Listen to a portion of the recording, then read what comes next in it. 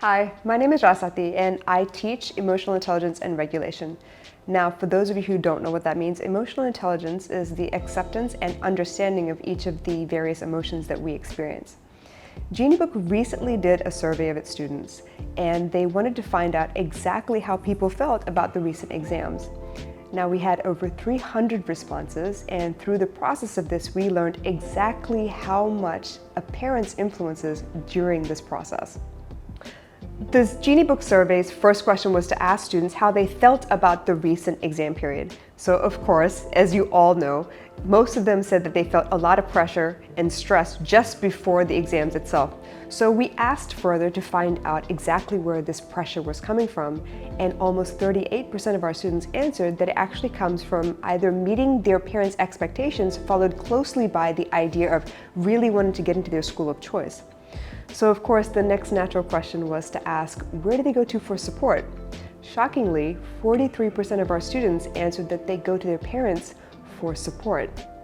This is how influential our role as parents are in the process of our children studying for the exams. How important is a good support system during this time? How can I be a good support system for my child? Okay, so this question is actually really important, and I need to stress that the entire priority of a support system is to reduce the stress for the student. So this means, as the parent, you need to take each person's complaints seriously. And I mean each person because if you have multiple children in the house, and they all have different personalities, they will deal with stress differently. So let's say, for example, one of your students is complaining about the fact that it's actually really noisy, they cannot concentrate. Your number one concern should be, how can you help them to reduce the amount of noise in the house, or at least find a quiet place in the house for them to study so that they can really focus on the memorizing and the rewriting of their notes so that they can actually get the information into their head. Your children's concerns are valid. What they experience, how they experience the world, is actually the only thing that matters to them. So how you grew up, how you managed when you were their age, actually does not matter, unfortunately. You do have the experience on how you manage things, and you can offer those as suggestions for them to take into account, but you have to take their complaints seriously. So again, you being the support system and you being the one who creates the pressure is very, very precarious situation for you. So please watch what you say, how you behave with them, and take all of their concerns very seriously. How do I manage my own expectations as a parent?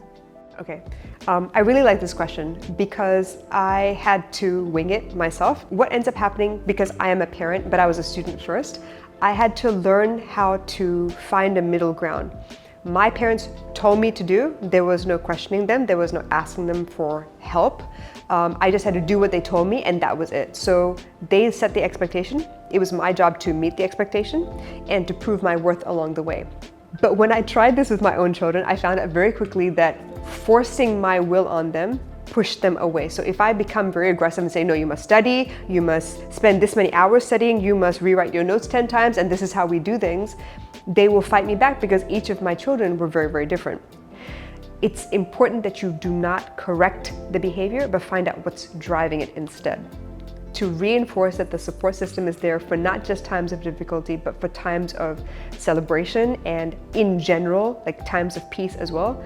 It helps your child learn what work-life balance looks like.